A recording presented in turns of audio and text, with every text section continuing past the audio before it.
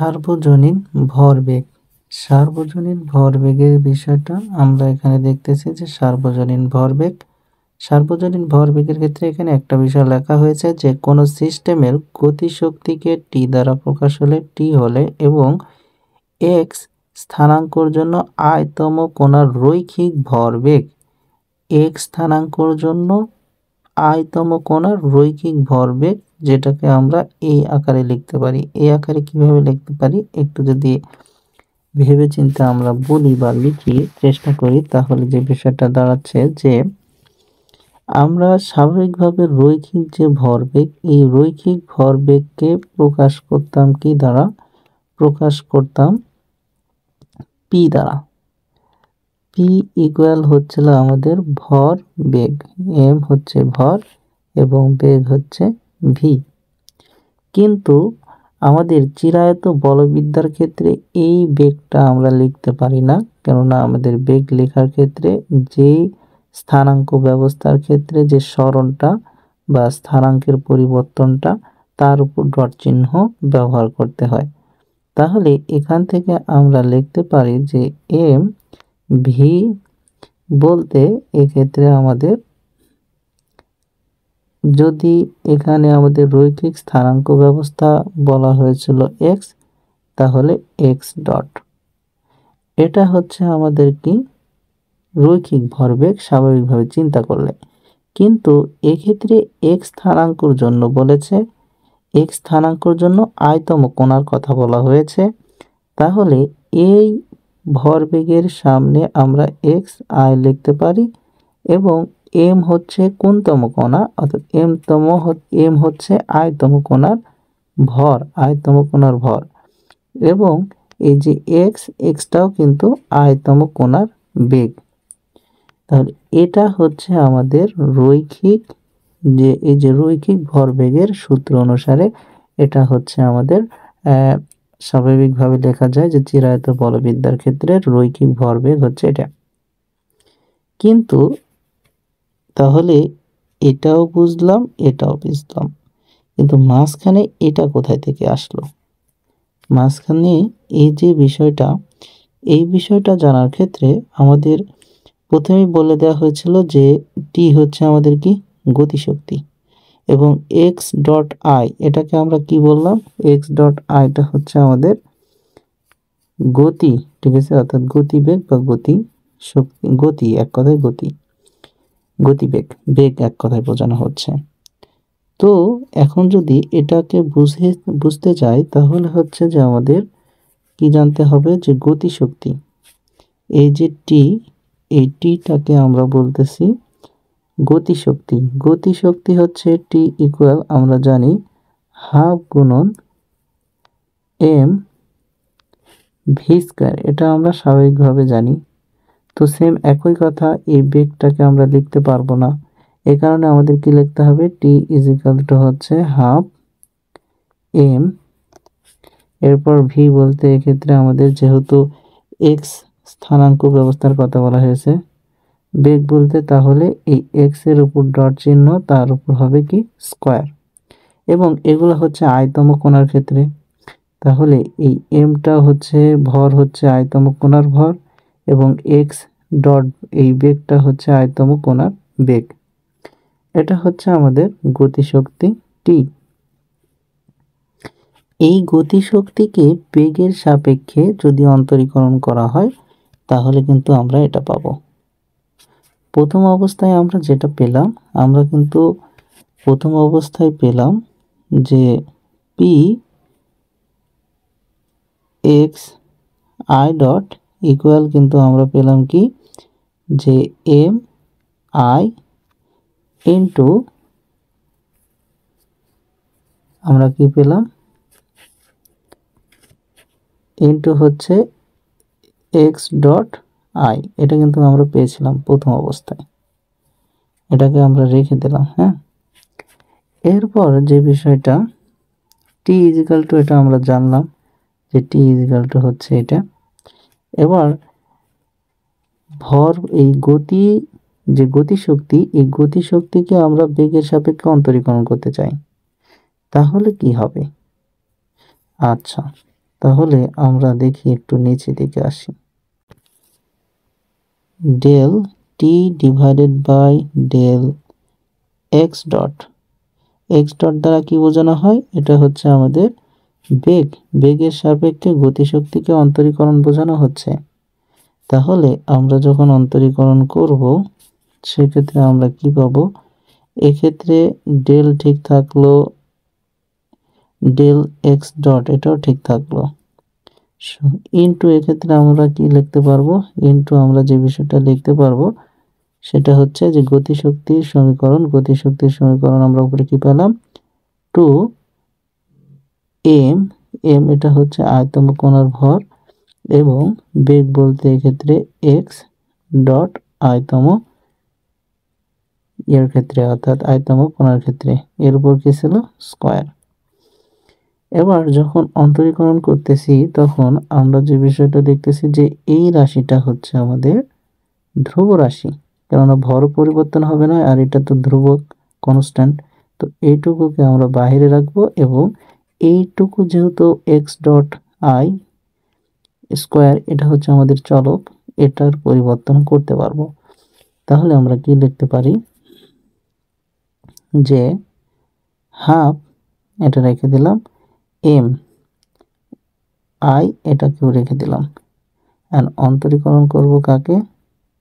X ডটের সাপেক্ষে এই যে এক্স আই স্কোয়ার একে অন্তরীকরণ করব। তাহলে আমরা যে সূত্রটা জানি যে কাউকে অন্তরীকরণ করার ক্ষেত্রে যে D divided by D X, এবার যদি X to the power N হয় তাহলে এর যে একটা সূত্র ছিল যে পাওয়ার সামনে চলে আসে, অর্থাৎ পাওয়ার সামনে চলে আসবে এবং ওই পাওয়ার থেকে 1 বিয়োগ যাবে, এটা হচ্ছে আমাদের কি? অন্তরীকরণের একটা সূত্র।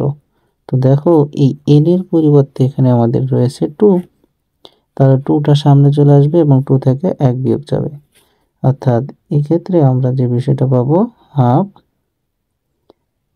m1 mi, এবং একে অন্তরীকরণ করলে আমরা কি বললাম যে n যেহেতু সামনে এসেছিল 2 সামনে আসবে 2 ইনটু আমাদের x এর থেকে পাওয়ার একটা বিয়োগ যাবে 2 - 1।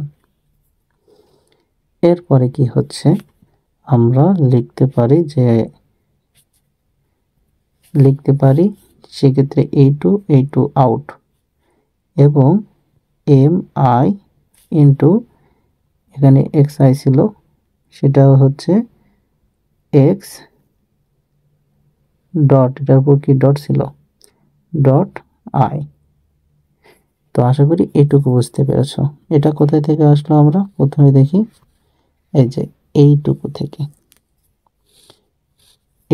থেকে অর্থাৎ del T divided by del X dot, এটা থেকে আমরা এটা পেলাম,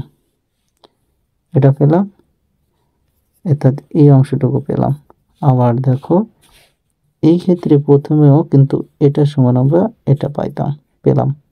তো সেই ক্ষেত্রে সুতরাং আমরা একসাথে যখন আমরা লিখব এই বিষয়টা পেয়েছিলাম, সেটা হচ্ছিল পি এক্স আই তম কোণার ক্ষেত্রে, এর ক্ষেত্রে আমরা পেয়েছিলাম সেটা হচ্ছে যে এম আয়তম কোণা এক্স ডট এটা পেয়েছিলাম আয়তম কোণার ক্ষেত্রে, এবং সেক্ষেত্রে আমরা মাঝে কি বিষয়টা পেলাম? এটা সমান আবার কি পেলাম? সেটা হচ্ছে যে del T divided by del X dot. তো এটা হচ্ছে আয়তম কোণার ক্ষেত্রে। তো এটাই হচ্ছে আমাদের দেখো সমীকরণ, যে এটা কোথায় থেকে পেলাম আমরা, এটা এবং এই যে এটা একই বিষয়। আশা করি বুঝতে পেরেছ। বলতেছে যে এটা গেল কি আমাদের রৈখিক ভরবেগ, কিন্তু একইভাবে সার্বজনীন স্থানাঙ্ক কিউকে আমরা স্বাভাবিকভাবে যে সার্বজনীন স্থানাঙ্ককে কিউ জে দ্বারা প্রকাশ করতাম, কিন্তু এক্ষেত্রে আমাদের একটু ব্যতিক্রমভাবে কিউ জে দ্বারা প্রকাশ করেছে। এই সার্বজনীন স্থানাঙ্ক তুমি আই দ্বারাও প্রকাশ করতে পারো, কিউ জে দ্বারাও প্রকাশ করতে পারো এবং কিউ কে দ্বারাও প্রকাশ করতে পারো।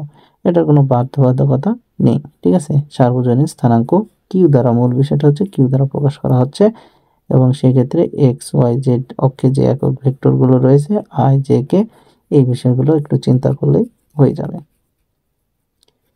তাহলে এবার আমরা এক্ষেত্রে আমরা কি বললাম যে এই যে কিউ কে এর দরুন আনুষঙ্গিক সার্বজনীন ভরবেগ যদি আমাদের হয়, সার্বজনীন ভরবেগকে পি কে দ্বারা প্রকাশ করা হয়েছে। সার্বজনীন ভরবেগকে তাহলে আমরা কি দ্বারা প্রকাশ করলাম? পি কে দ্বারা। সেক্ষেত্রে যদি জে নাও, এই যে সার্বজনীন স্থানাঙ্ক যা নিবা, সার্বজনীন বেগের ক্ষেত্রে তাই নিতে হবে। সার্বজনীন স্থানাঙ্ক কিউ কে নেওয়া হয়েছে, ভরবেগকে পি দ্বারা প্রকাশ করা হয়, স্থানাঙ্ককে কিউ দ্বারা প্রকাশ করা হয়, কিন্তু এক্ষেত্রে আমাদের কে এবং কে যদি নেওয়া হয়, এক্ষেত্রে যদি আমরা এখানে কিউ জে নিতাম তাহলে এক্ষেত্রে আমরা পি জে নিতাম, ঠিক আছে। তো সেম একইভাবে তাহলে কি বলা হচ্ছে যে একইভাবে সার্বজনীন স্থানাঙ্ক, এটা হচ্ছে আমাদের সার্বজনীন স্থানাঙ্ক, এর দরুন আনুষঙ্গিক সার্বজনীন ভরবেগ পি কে এর কে হচ্ছে যে সংজ্ঞায়িত করে পাই। তাহলে এই যে আমাদের একটা রয়েছিল রৈখিক ভরবেগ, আর এক্ষেত্রে আমরা কি ভরবেগ পেলাম? সার্বজনীন ভরবেগ। তাহলে এর পরিবর্তে আমরা সার্বজনীন ভরবেগ বসাইলাম, অ্যান্ড এটা তো ঠিকই থাকলো, ঠিক আছে, ডেল টি গতিশক্তি ঠিকই থাকলো। আর এক্ষেত্রে আমাদের একটা বেগ ছিল, কিন্তু সেই বেগের পরিবর্তে আমরা কি বেগ বসাইব? সার্বজনীন ভরবেগ বেগ বসাইব, সার্বজনীন বেগ Q del Q J K, এটা হচ্ছে আমাদের, বা ডেল কিউ জে, এটা হচ্ছে আমাদের কি ছিল? সার্বজনীন বেগ ছিল। তো এক্ষেত্রে যেহেতু অন্য একটা বেগ ছিল, সাময়িকভাবে বেগ, রৈখিক ভরবেগের ক্ষেত্রে বেগের পরিমাপ, আর এক্ষেত্রে আমরা যেটা ব্যবহার করলাম এটা হচ্ছে সার্বজনীন ভরবেগ। এখন কিউ এর মাত্রা সর্বদাই রৈখিক ভরবেগের মাত্রা, অর্থাৎ রৈখিক যে ভরবেগের মাত্রা আমরা জানতাম, ভরবেগের মাত্রা কি ছিল? পি ইকুয়াল টু হচ্ছে এম ভি। তাহলে আমরা এম সমান কি জানতাম? এর ক্ষেত্রে আমাদের ভরের একক কি? কেজি। এবং সেক্ষেত্রে হচ্ছে যে বেগের ক্ষেত্রে আমরা জানতাম মিটার পার সেকেন্ড। এটা হচ্ছে আমাদের কি? ভরবেগের ক্ষেত্রে আমরা স্বাভাবিকভাবে জানতাম যে ভরবেগের একক।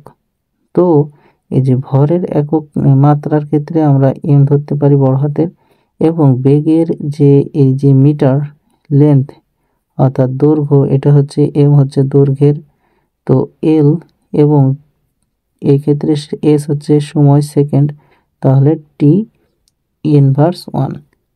তো এটাই কি আমরা কি বলতেছি যে রৈখিক ভরবেগের যে মাত্রা, এক্ষেত্রে এই মাত্রা, এবং রৈখিক যে ভরবেগের যে আমাদের একক ছিল এটা কিন্তু এমন হবে, কোনো কথা নেই। সার্বজনীন স্থানাঙ্ক যদি কৌণিক স্থানাঙ্ক হয় তবে পিকে এর ক্ষেত্রে আমরা দেখতেছি পিকে এর সার্বজনীন ভরবেগ নির্দেশ করে, এবং সেক্ষেত্রে মাত্রা কিন্তু কৌণিক ভরবেগের মাত্রার মতো হবে। হ্যাঁ, কৌণিক ভরবেগের ক্ষেত্রে আমরা যেটা সম্পর্ক দেখেছিলাম ওমেগা ইজিক্যাল টু কৌণিক যে ভরবেগ, কৌণিক ভরবেগের ক্ষেত্রে আমরা এল প্রকাশ করতাম, এল ইকুয়াল টু কি দিতাম? যে ভরবেগ, ভর বলতে এক্ষেত্রে ভর এবং বেগ বলতে ওমেগা, ওমেগা সমান কি ছিল? ওমেগা ইজিক্যাল টু হচ্ছে ভি আর, এবং সেক্ষেত্রে আমরা বেগের, এটা হচ্ছে এম, এবং বেগের ক্ষেত্রে আমরা জানি যে এল টি ইনভার্স 1, অ্যান্ড আর বলতে এক্ষেত্রে ব্যাসার্ধ আর। তো সেক্ষেত্রে আমরা কি পাবো? যে M L square into T inverse 1, এটা হচ্ছে আমাদের এই রৈখিক যে কৌণিক যে ভরবেগ, কৌণিক ভরবেগের সাথে সম্পর্কিত আমাদের ভরবেগের বিষয়টা। তো আশা করি সার্বজনীন ভরবেগের যে সমীকরণ এটা, এবং হচ্ছে যে সাধারণ যে রৈখিক ভরবেগের সমীকরণ এটা, এবং হচ্ছে যে সার্বজনীন ভরবেগের সমীকরণ এটা, এবং যে মাত্রা একই হবে এরকম মাত্রা নাও হতে পারে। সেক্ষেত্রে আমাদের কৌণিক স্থানাঙ্কর ক্ষেত্রে কৌণিক সার্বজনীন বেগের মাত্রার ক্ষেত্রে আমরা এই মাত্রাটাও পেতে পারি। কিভাবে পেতে পারি সেটা আমি এখানে দেখানোর চেষ্টা করলাম। তো ঠিক আছে, সকলে ভালো থাকো, সুস্থ থাকো, সুন্দর থাকো। আসসালামু আলাইকুম রহমতুল্লাহ।